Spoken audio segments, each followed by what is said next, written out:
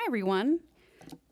Good evening and welcome to 7 Stories Up, Laura Raicovich with Chi-hui Young, Culture Strike, Art and Museums in an Age of Protest. We are delighted to have you all joining us tonight at the Stavros Niarchos Foundation Library. My name is Allison Ellis, and I'm a supervising librarian of programming and outreach here at SNFL. Before we begin, I'd like to thank the Stavros Niarchos Foundation for making programs like this evening's conversation possible. And I would also like to remind you, if you don't already have a library card, it is easy to get one by visiting any of our information desks throughout the building. And I would also like to encourage you to visit NYPL's website and take a look at our upcoming programs on the 7th floor, just like this one. We have an excellent lineup this season featuring new nonfiction, music, and more, and we would love for you to join us in this space again. And for those of you that don't know, the 3 public library systems in New York City are facing cuts upwards of $58 million for the next fiscal year. And if you have a moment, please visit investinlibraries.org to let City Hall know that keeping libraries fully funded keeps New York City running. And it is now my pleasure to introduce tonight's speakers. Laura Raicovich is a New York City-based writer and curator. Her recent book, Culture Strike, Arts and Museums in an Age of Protest, was published in 2021 by Verso Books and is being translated into Arabic, Portuguese, and Italian. She's the editor and curator of Proto Dispatch, a digital publication featuring artists' takes on local and global conditions that make their work necessary. And she initiated the forum with Mari Spirito and Porto Cinema in 2022. In 2020, Raicovich became a co-founder of Urban Front, a transcontinental consultancy addressing the challenges facing cities through a progressive, cultural, and transdisciplinary lens. With the collective of artists and musicians and culture workers, Raicovich recently opened the Francis Kite Club, a bar, cultural, and activist space in New York City's East Village. She is also working on a new book project as well as a podcast series titled Cultural Counterpower, produced by Politics in Motion. While director of the Queens Museum from 2015 to 2018, she co-curated Mel Chin All Over the Place, a multi-borough survey of the artist work that filled the entire museum. She then served as the interim director of the Leslie Lohman Museum of Art and was a Rockefeller Foundation Fellow at the Bellagio Center and was awarded the inaugural Emily H. Tremaine Journalism Fellowship for curators at Hyperallergic. And previously, she held positions at Creative Time, Dia Art Foundation, the Solomon Art Guggenheim Museum, and Public Art Fund.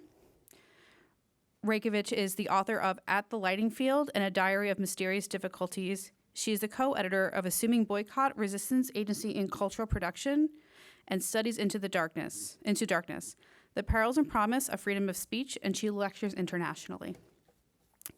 Chi-hui Young is the director of Ford Foundation's Creativity and Free Expression team, which makes grants in art, documentary, film, and journalism. Previously, he was a senior program officer in documentary film, new media, and visual storytelling for the Foundation's Just Films program. He has worked extensively as a film curator, including as a selection committee member of MoMA's Doc Fortnight and consulting series producer for PBS's POV. Among his independently curated programs are the 2008 Flattery Film Seminar, The Age of Migration, and the film series symposium, Lines and Modes, Media, Infrastructure, and Aesthetics. From 2000 to 2010, he was the director of the San Francisco International Asian American Film Festival, the largest event of its kind in the nation. And he has served as an adjunct professor in Columbia University's Graduate School of Journalism and Hunter College's Asian American Studies program. He also earned a master's degree in film studies from San Francisco State University and a bachelor's degree in international relations from Stanford University. And finally, he is a voting member of the Academy of Motion Pictures Arts and Sciences. And without further ado, it's my pleasure to welcome tonight's participants. Thank you so much, Allison. Yeah. Hi, everyone. Hi, everyone. Great to see you here. Thanks for being here. Thank you so Laura, much. I'm such a fan. I'm a big admirer of your work, and so excited Mutual to Admiration Society. be in conversation with you. And just a big admirer also of the ideas that you've committed yourself to over many decades on the public's behalf. And so excited to dig into some of those ideas today. And if you guys all want to move up, be a little more hangouty, since we're not such a huge group, please, So the starting point for today is Laura's latest book, Culture Strike, Art and Museums in an Age of Protest. And I think for today, I think we will not so much be talking about the book, but talking around it, about some of the ideas that underlie it and the larger project at hand that Laura is working on. And if you haven't read it, I recommend it. I think it's necessary reading for these times. It is interesting, and we'll get into this, but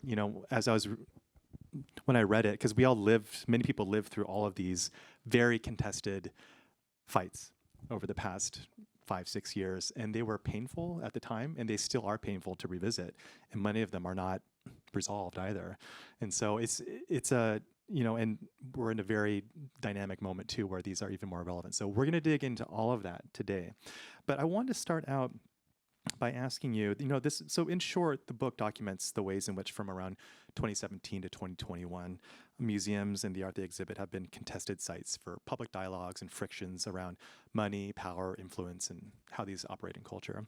And I wanted to begin, from our conversations, Laura, I know that there was many different impulses which compelled you to write this book. Some are personal, some are deeply political, and everything in between. I thought maybe we can start by having you tell us a bit about the starting point. What compelled you to want to write a book about all of these many kind of contests and frictions? Thank you so much. It's a great starting question. I guess the main impulse was directly related to a series of experiences I had in my cultural work over time. And,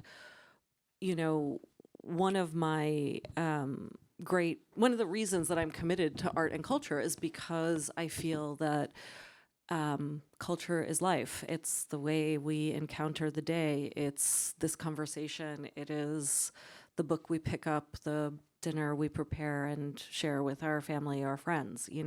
We are living embodiments of culture all the time. And if we're going to be able to create spaces where we can make meaning together and actually share in that cultural space, our cultural institutions have to be relevant to that.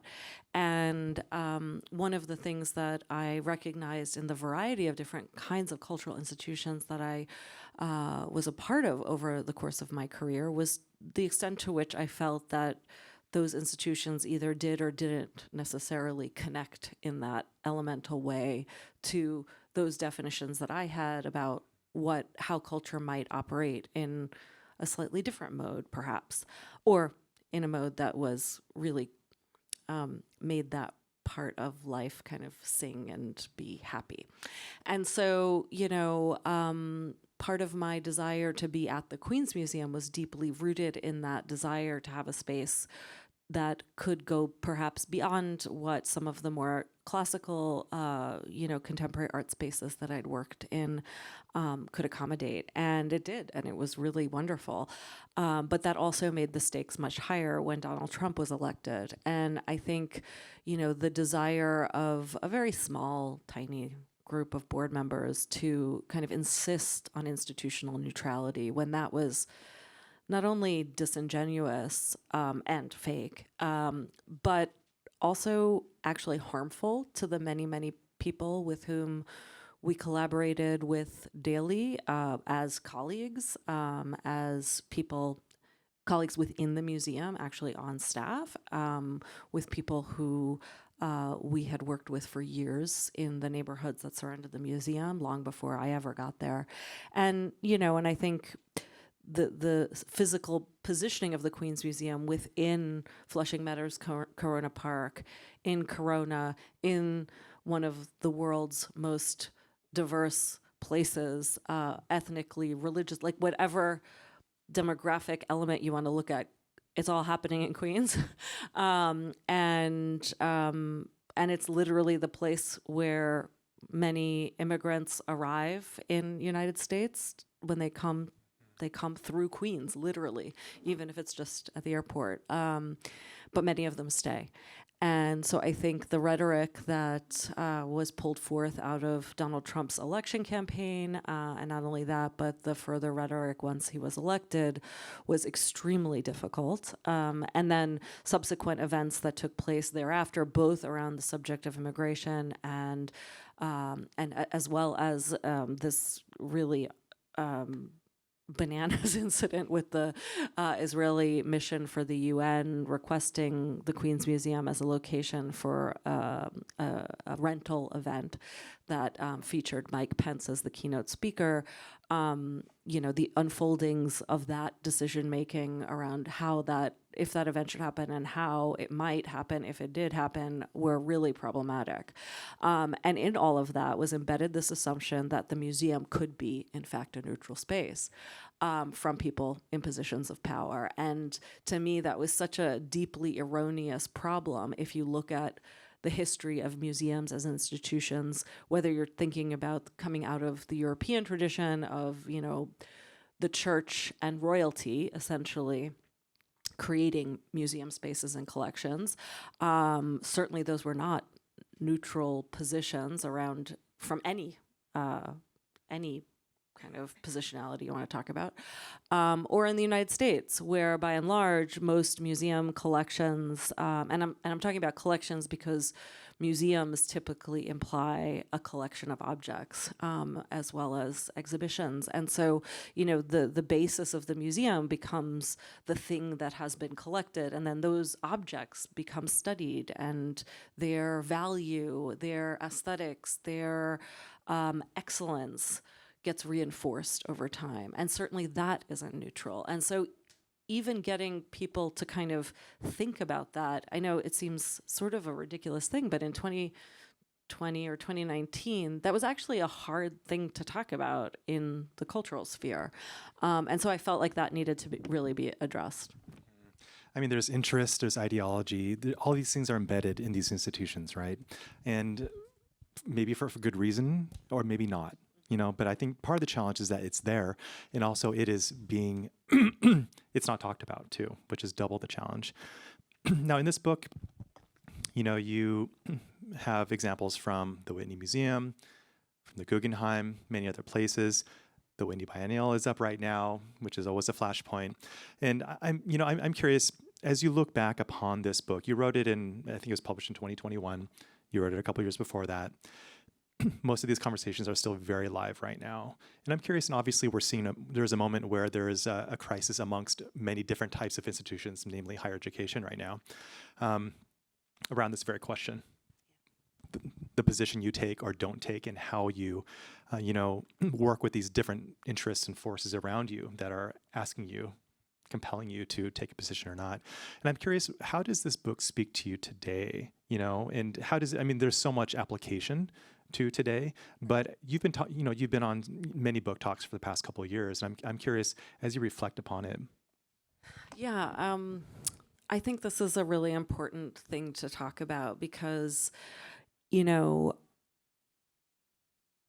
first of all, it's not one size fits all. And I think that when we tend to talk about museums and cultural spaces in the context of these kinds of debates, we think about monoliths. Number one, monoliths meaning institution, not like a group of people trying to make exhibitions and educational programs and whatever. And I think that's a problem. And that's in part the way the institution wants us to see them sometimes, but also the way that we by default imagine, whether it's easier to see proto-cinema with my dear friend Mary and co-conspirator,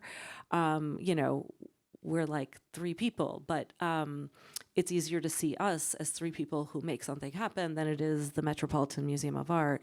But most spaces are in between those two extremes, I would say, in terms of like a collectively organized situation. Not that there aren't power dynamics, not that people don't have to be held accountable for those power dynamics and how they're used, but that's a reality. The other piece to that is that they're not all exercising their function in the same way. And so I think when we talk about culture, oftentimes it gets kind of flattened out in a way that's not necessarily super useful. And to talk about the distinctions between what some incredible, smaller scaled institutions have been doing for many, many years, or even departments within larger institutions, as ways of addressing some of these very thorny issues and questions and doing it in their own very special ways. Like, I think there's a lot to be learned from that. And what I really hope is that by sort of shining a light on some of the things that people are doing, that it might make others more bold, or maybe see something that they can reinvent for their own space. Because again, you can't just say, oh, I heard that Recess is a smaller contemporary art and social justice visual art organization in Brooklyn, and they have provided like a universal starting salary of, I think, $65,000 or $70,000. Don't quote me. I can't remember what the figure was, but it's really like generous and kind of an amazing thing that such a small organization could do this. And yeah, it was an enormously heavy lift for them to do it, but they did it. And would that be complicated for a place like the Queen's Museum? Oh my God, I can't even imagine trying to do that. But like, worth it as a thought experiment, as even a potential literal experiment? Yeah. Like, I don't know. How do we get to something like that? Yeah, and let's dig into this idea of institutions a little bit more. I mean, institutions are everywhere, right? They're socially constructed. They give shape to our lives. They give structure to our lives. They provide us services. We're in the library, a very significant, important social institution, the military, schools. I mean, there's so many different, right? And these are socially constructed. They serve a purpose. Oftentimes, they aggregate ideas, information for the public. Other times, they aggregate wealth and knowledge and influence too, maybe both at the same time. But over the past, I'm curious if we look historically, over the past, say, 5-6 years, a lot of stuff has happened in this country, and there's been a real crisis amongst institutions of all stripes. All right, whether it's universities, libraries, museums, et cetera. And I'm curious, as you research this book, is there something particular that is happening at this moment that has caused this need for institutions to rethink their charters, their structures, who they serve, et cetera? Because all this has been so visible everywhere, and it's caused so much challenge. But what actually is happening to ask institutions, many of which are long-standing, to rethink who they are? I think the people who are inside those institutions have changed their composition in terms of diversity of life experience. I think that these kind of stolid institutions that had very uniform in the past, very uniform internal constituencies along race, gender, class lines, have been diversifying, in part because we as a society are diversifying, and that is an awesome thing. And so, I think that there is a natural, calling to account because of the biases that were created by the people who imagined those institutions or created them in the first place, and that because of those historical and contemporary biases and exclusions, they're being called to task. And so I think, it's social construction and power construction that formulates these spaces, but many of them were formulated along very, very narrow identity markers, and subsisted that way and held their power in that way for an extremely long period of time. And so, now that those spaces are more polyphonic, they need to reflect the values and needs and demands of the people who are inside of them, and seeing them from the outside and saying, I don't understand what you guys are doing, because that's not in I'm not interested in that. Yeah. And I feel like as a society, we have so much a clear lens into seeing structurally. It's hard to see structure, and it's like invisible for a reason, right? Because it holds up power. But I feel like over the past 5 years, we have much better vision and glasses to see structure and structural inequality. And I think that's also been a very big part of this as well. Yeah, and especially in the wake of the murder of George Floyd and 2020 and the Black Lives Matter movement, and there has been an enormous awakening, I think, to those structural questions and how they actually manifest in society. And so it's logical that that comes home to roost inside cultural spaces, which are, in a way, some of our most perfect mirrors of society, not only in how they operate and how they are constructed financially and who governs them, but also just in their histories. I mean, their histories are almost perfect mirrors to the history of the evolution of the United States. And so, that means something when you're trying to make change and you see the institution reflecting the exact same problematics that you see in your daily life. And this is exactly why I wanted to write this book, because I felt like, okay, some people say, like, well, why protest the museum? Or why? And in a way, the museum is the perfect place, because as this almost perfect mirror of society, if there's something that we can change about the museum or about that kind of a constructed cultural space, doesn't that give us a clue in a way, or allow us to practice what it might look like to make those same changes on a much bigger scale? And this is why it's funny, because I remember my very first book talk about culture strike with Aruna D'Souza, and she asked me, like, well, why do you still keep on talking about museums? I mean, like, aren't we over it yet? Like, can't we just say, fuck museums, whatever? Like, let's just do something else.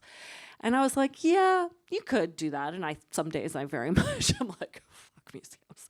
Forget all these institutions. None of them are dealing with things the way that, like, I really want to see clarity around. But at the same time, or I should say not but maybe and simultaneously, because I think we have to acknowledge in the world that we can hold more than one reality in our minds simultaneously, that the museum can be a useful place to try to make these kinds of shifts, and that it actually could be an instrumental way to test some realities that we might really need to test before we take on the challenges that are represented in the larger culture. It's been really interesting to follow. This is an aside, but I think it's relevant. Just watching Lena Khan, who's the chair of the FCC, and all the work that she's doing, the recent, monopoly work around Microsoft and OpenAI, and so much of that is it's the exact same conversation, because these are infrastructures that are created by a very narrow band of individuals that are going to control our lives, and there needs to be some oversight, into what, because these systems are all human made, right?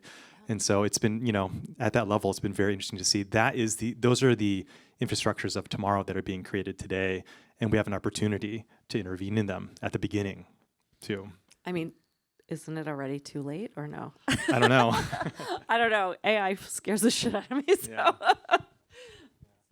Yeah. One more thing I was thinking about is just the pace of change for institutions, because in a way, so much of it is incremental, right? And I'm wondering if you have thoughts on this, not to create a binary, but this like kind of a slow adaptation evolution versus like a radical transformation. And when we spoke earlier, I was just thinking about, Fred Wiseman's great film about the New York Public Library, which he made about 5 years ago. It's a wonderful film. There's not many books in it, because it's really very much a film about the library as a community service and how it meets the needs of communities today. There's a lot of scenes in classrooms where people are learning English, people are doing citizenship test, prep. There's like checkouts of hotspots for Wi-Fi, right? And this is what in a way, where the library is going. And I'm curious, and that's a slow adaptation. It's meeting the needs of its constituents, Others times people are calling for like radical change, and I don't know if that's even possible or what that would look like in a museum unless you just like turn them off or something. But I'm curious about that pace of change. And also you yourself is someone, just to add to this, you spent a lot of time working within institutions, and you are now working outside of them. And that's also a very specific choice too. And so maybe you can comment on this constellation of pace, whether you work inside or outside to reform things. Yeah, I think that's a very important way to have the conversation, because I did remove myself from the institutional framework, and I often talk about myself as a recovering museum director because I do still feel like one, even though it's been a few years now. I feel like in general, I'm not like a huge fan of incrementalism. It's like, what can you say? I really like it when things change super slow. It's not really my jam, but I also think that there is a way that change happens that I think is underrated, which goes like this. And I remember, when I was first learning about boycotts and as the subject of one of the books that I edited with Karen Kwoni and Karima Stefan, I met with a woman who had been Rhoda Rosen. She is a curator, who had been as a young woman, lived in South Africa as a Jewish white woman who was very, very dedicated to the anti-apartheid movement. And she told me this story about like when apartheid basically fell apart. And it was an incredibly powerful story because she said, we didn't see it coming. It was like we were pushing and pushing and pushing against this giant, impossible wall, and all of a sudden it crumbled. And so, like, as I was writing the book, I had this in the back of my mind kind of rolling. And then one of my big takeaways from the book is about what happened ultimately with the situation with Warren Kanders, who had been a board co-chair, or I think it was a board co-chair at the Whitney, and had donated a huge amount of money to make possible the current relatively new building. And it had come to light through an article written by Jasmine Weber in Hyperallergic that his company was called Safari Land. And they made, quote, less lethal weapons. That's literally the tagline. I think it's still like on the website. You can go check it out. The company is called Safari Land, first of all. Like they make weapons. Okay. Sorry, less lethal weapons. So they make rubber bullets and tear gas and this kind of thing. And this was right around the time of the escalating violence and violence of rhetoric around the southern border of the United States, and Donald Trump calling people, like marauding, horrible things, for wanting to seek asylum in the United States. And the same canisters of tear gas were found at sites at the border in the South and in Ferguson and in Palestine. And guess what? They were all Safari Land canisters. And so these connections were being made by this journalist. And then the staff of the Whitney heard about it, and some of them, 300 of them, signed a letter to the director. It wasn't a public letter. It was sent to the director to ask how they were basically supposed to do their jobs, which they thought was to communicate with an incredibly diverse public, when they felt like this person who was paying so much money to make the museum viable was actually actually participating in making money off of these really hideous events. That seems inextricably interconnected. Like, you can't decouple the politics from that. That's like a direct line, right? And so they wrote a letter, and the director responded, and to my dismay, basically told the staff to stay in their lane and that it wasn't really their concern. And then a group called Decolonize This Place, a group of artists, assembled a town hall meeting, and a lot of people came to it, including some people who had signed the letter and a lot of other members of the public, a huge community of artists and cultural people, a lot of people from other institutions. And then the Whitney Biennial opened. And every Friday night during the run of the biennial, Decolonize This Place assembled a group of people protesting in the lobby of the museum, which is dedicated as a public space. So they weren't trespassing at that point. So all this time, there's a lot of pressure building for Warren Kanders to step down, but he doesn't really, there's no real sign of that. It's just like there's sort of silence on the part of the Whitney. There's a lot of dismay growing internally. There's a lot of frustration externally. There's pressure building. These protests keep happening every Friday night. There are all kinds of other things that I detail in the book that are happening simultaneously. And then the summer rolls around, and it's like more than midway through the run of the biennial exhibition. And a small group of artists, including the artist who won the biennial's prize, Nicole Eisenman, demanded that their work be taken out of the exhibition because Warren Kanders had not yet resigned. And so that was apparently the straw that broke the camel's back, and he resigned. Now, we could have a huge conversation about whether it matters that he resigned and all of the things, like who else is on that board, whatever. But the point of this story is to say that not any one of those things did it. And it didn't matter if they were all in cahoots with each other, if they were all pulling in the same direction, if they were all coordinated. All that mattered was that it all happened. It all unfolded. And I think that there is this big mythology that the left is uncoordinated or that people aren't pulling in the same direction together and all of this. And I think that's actually not really real when it comes to making these kinds of changes. And yeah, having Warren Kanders resign from the board, I would characterize as an incremental change, but it actually signaled something very important. I mean, in a way too, it's not just his resignation, but the whole process, the excavation, the conversation, the revealing, all that was so important because it's a blueprint, and it's a blueprint for other conversations to take place too, right? Yeah, exactly.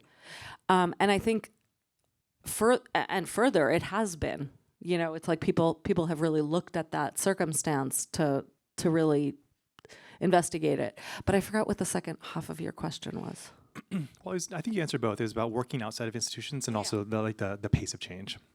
Yeah, I mean, I guess I would say that, where I was when I left the Queen's Museum was that I was feeling that I could actually do more from outside the institution because of the depth of my knowledge from the inside, and that there were certain things that I could say that I couldn't say if I were still inside. And I still continue to believe that this is where I belong at the moment. There's a lot that I can talk about and that is heard, frankly, because of my past experiences. I'm not sure if I didn't have those experiences to back me up, if I would be as effective. And it also goes back to something I said to one of the Decolonize This Place organizers at one point. I was talking to them, and they were really frustrated at not being able to get a meeting with Adam Weinberg, who was then the director of the Whitney. And I was like, you can't, he's not going to meet with you. And what would that do? You would just have an argument. I mean, you're not really trying, we all have a role to play. We can divvy it up.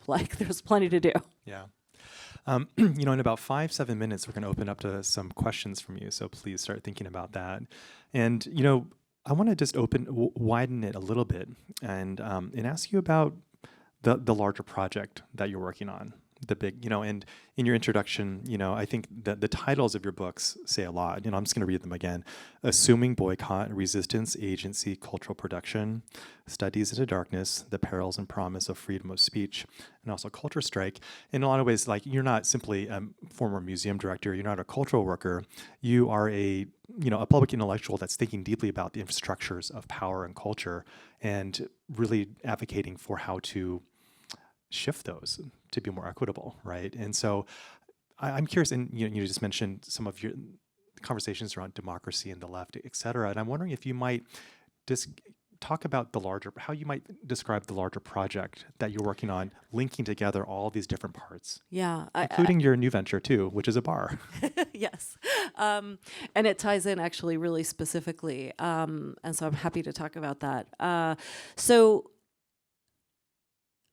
I mean, I think when we started talking, I talked about culture as the way that we live, right? And I think part of what has happened as authoritarianism has risen across the globe, as capitalism has become far more intensely exploitative than perhaps ever. When you look at the numbers about the concentrations of wealth, even just, in the last few years coming out of the real crisis points of the pandemic,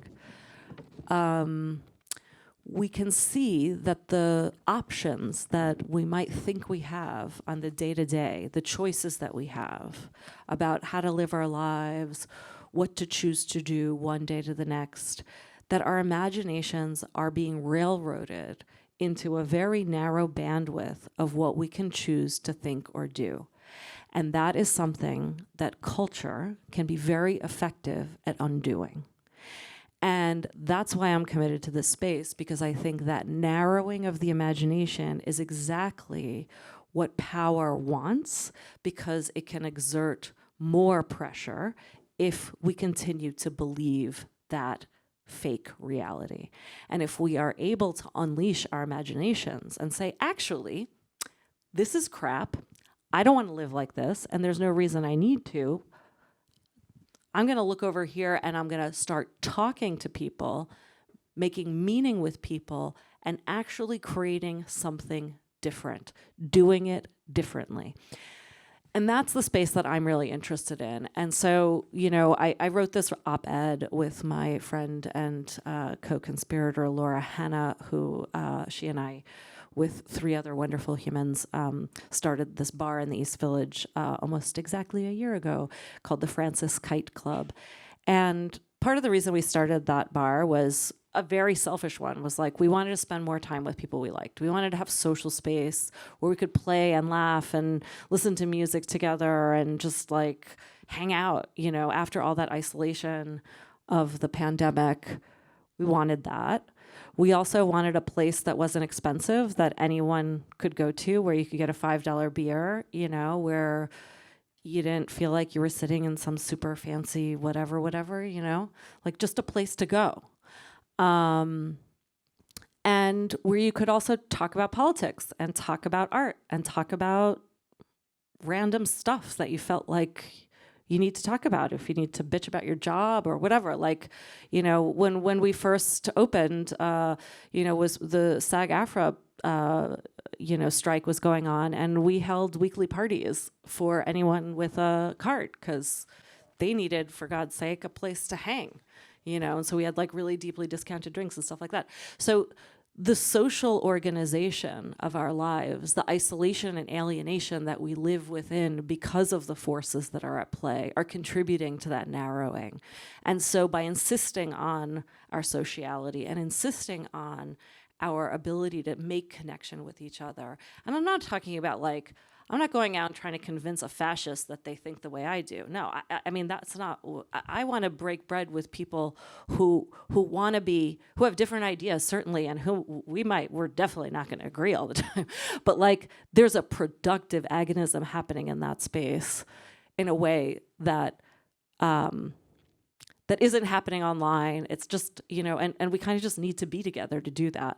I mean, maybe sometimes it's happening online, like maybe like in an old-fashioned listserv or something like that can happen. But like, I'm not sure that Instagram is the jam for that, like I haven't seen it be super successful that way. So, so for me, the promise of the cultural space is that it creates a location or like a physical space to actually practice that potential undoing of what the rest of society tells us we have to do.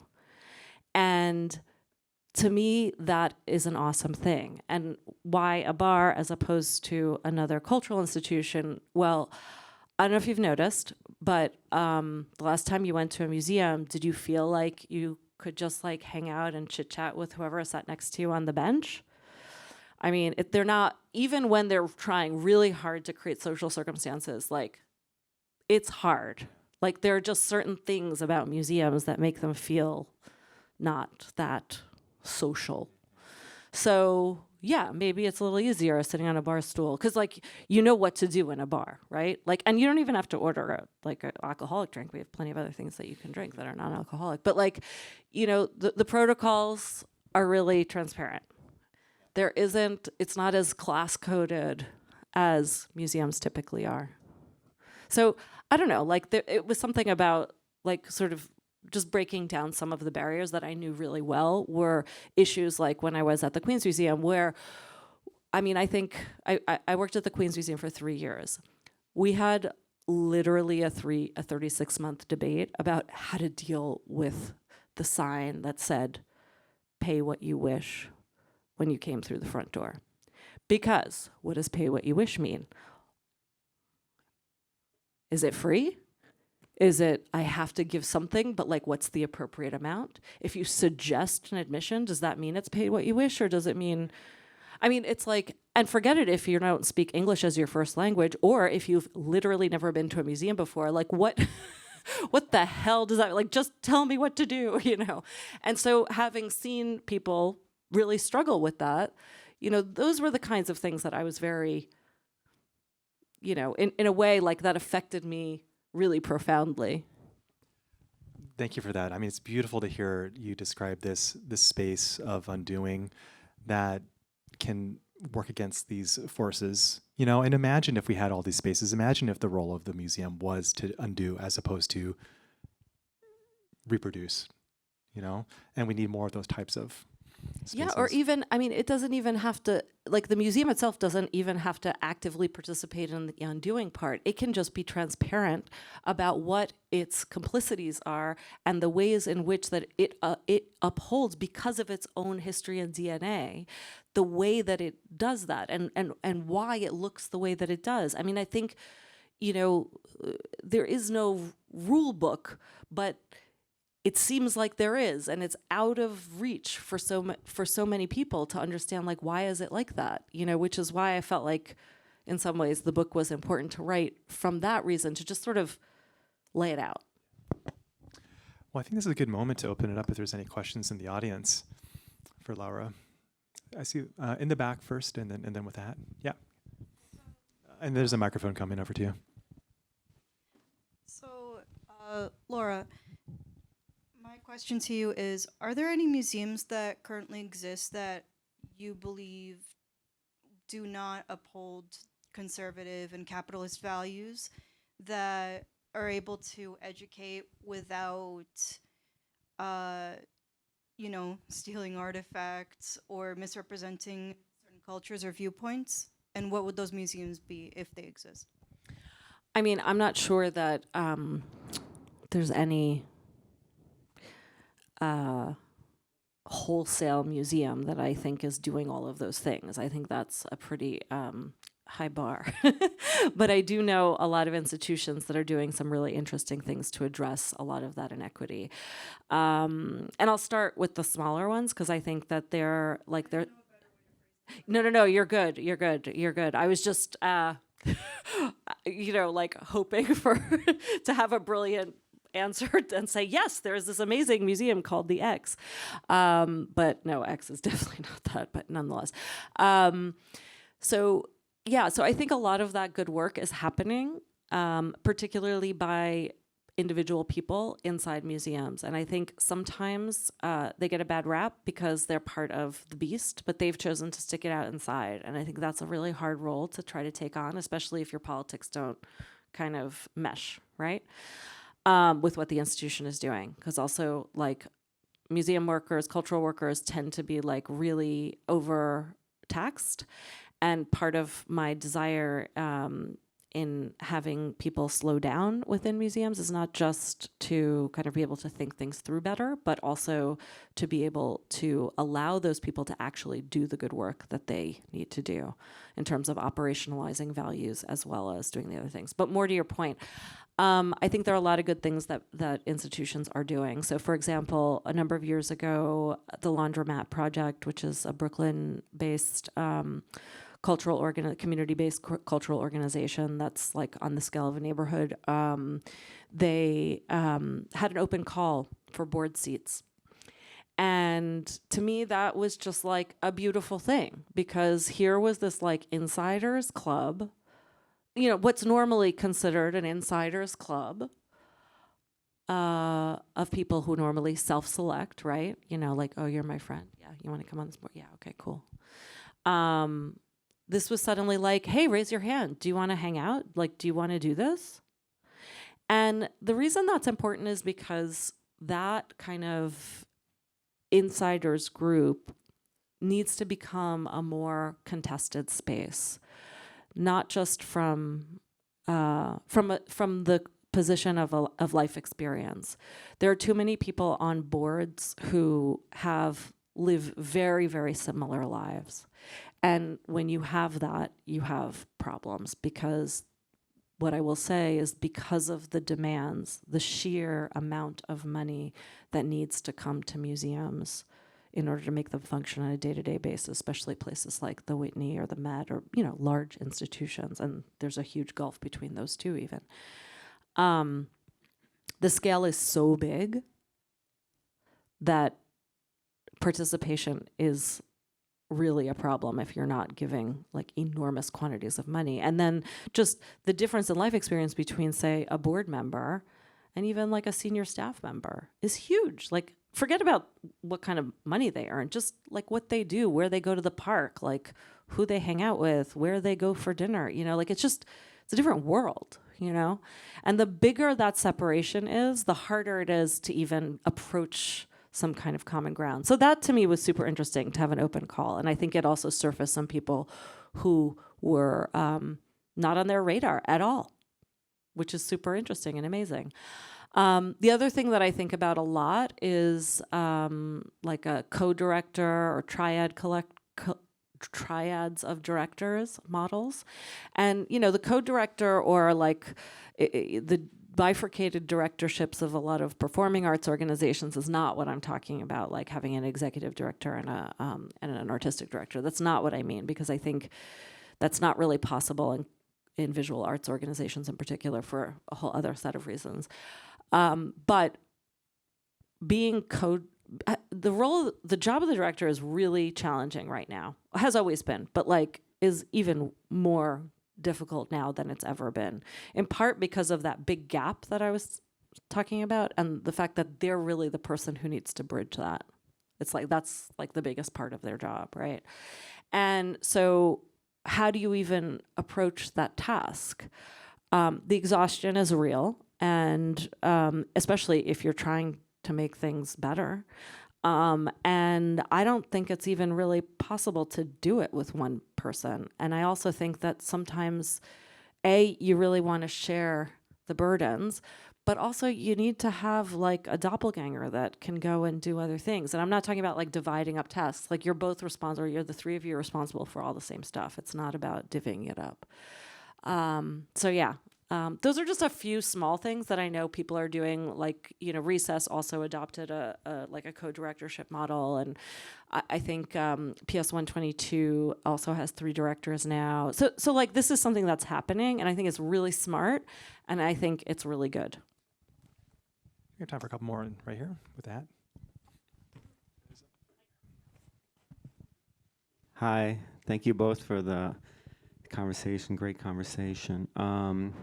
I mean, a lot of this is very, very relevant now, just what just happened at the Brooklyn Museum over the past week. There was a big protest around divestment, and institutional neutrality is something I struggle with on my position. You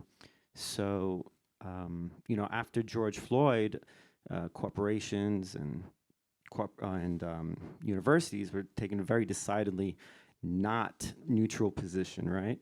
And then after last fall, when much of the left of center was now divided, now everybody wants to be neutral again, right? Harvard being the most recent in the news, right? So I have 2 questions. And this is where I somewhat struggle with institutional neutrality is so the first question is, because this was a little bit of a controversial on the internet, what do you think of the New York Public Library hosting Henry Kissinger's 100th birthday? And 2, what do you think about institutional neutrality when it comes to banning books, right? Because when we tend to have marketing in the library around banning books, is usually books banned from the right, but sometimes books are also banned from the left, like Abigail Schreier, or even HIV denialist books. And so those 2 questions, thanks. Yeah, I'm not sure. Well, let's talk about them each in turn. So your first question, I think, was about the way that neutrality operates and can be seasonal. Let's just put it that way. In terms of the way that museums approach it. And, this morning I was actually talking to some people in the Netherlands where a hard right-wing government was just elected, and the party that was elected and is basically threatening to remove the right to protest from the Constitution. I mean, things are really extreme there. And one of the things that one of the folks asked was about, like, well, what do we do when we get into these circumstances that are existential, in a way? And, I've talked about this with some other people working in cultural space where the need to kind of go underground is also necessary, right? So I think that there are circumstances when it comes to, like, extreme right-wing authoritarian governments where one has to actually take care about what they're signaling through cultural space and cultural action because of potential, like, dire circumstances. I've talked with Pussy Riot about their jail time, and, these are real consequences. And so I want to be really careful about, saying things that we have to stand up for in a certain way because it's not always applicable, right? Certainly, I know how I feel personally about the examples that you brought up. I think that there is something really important to think about around statement making and the virtue signaling that I think has evolved out of kind of institutional desire to actually, or pressure, I should say, to do the right thing. And I think sometimes the pressure overrides whatever the institutional desire is to kind of actually communicate something meaningful. And I think that it has to resonate, whatever the statement is on whatever subject has to resonate deeply for the institution and what role it sees itself playing. And that sometimes that means that, as workers within those spaces, the institution's never going to be able to live up to what we would like it to say because of the way that it's composed. I mean, I'm certainly not a Henry Kissinger fan. Like, I was kind of celebrating when he died, but, maybe that was, but that's, again, my personal thing. I have no, I don't, yeah, I mean, would I have, I don't think, anyway, enough said about Henry Kissinger. I don't think he deserves that much more conversation, but not in this talk anyway. But yeah, so that's how I think about it. It's like, and then you have to decide, I think, if you're working in an institution, how far you're willing to go with it. and how you can maybe make changes in the areas in which you have power. Because one of the things that, as I was actually, this is a really important point on this, one of the things that happened as I was researching this book is that I interviewed a lot of people who worked inside of institutions, who are people who I'd gotten to know over the years, and many people who talked to me who may not have talked to somebody else. And one of the things that was so fascinating is that, like, very senior people in charge of major budgets, in charge of major budgets in significant, really, like, name brand institutions, thought they had no power. And that to me was so depressing, because I literally remember talking to somebody who was like the deputy director and chief curator of a major New York institution, who said, well, what am I supposed to do? I'm just the curator. And I said, I think you've misread your power. And I think that that's like something that actually you really need to think about, because who's on your team? What projects are you greenlighting? How are you talking about them? What directions are you setting for the research of the institution? I mean, there's so many questions and places where that person's power could be enacted. Maybe they couldn't change the composition of the board, but they certainly had agency. And so I think, you know, there are always going to be limits to what the institutions that we work for are going to be able to do. And at a certain point, you have to decide, well, am I willing to work for this place or not? You know, like, that's in one bucket. But there's always that place where you can do things within your realm. And you don't have to be the deputy director and chief curator either. Like, there are always decisions that you get to make where you can impose those, the ideals that you have.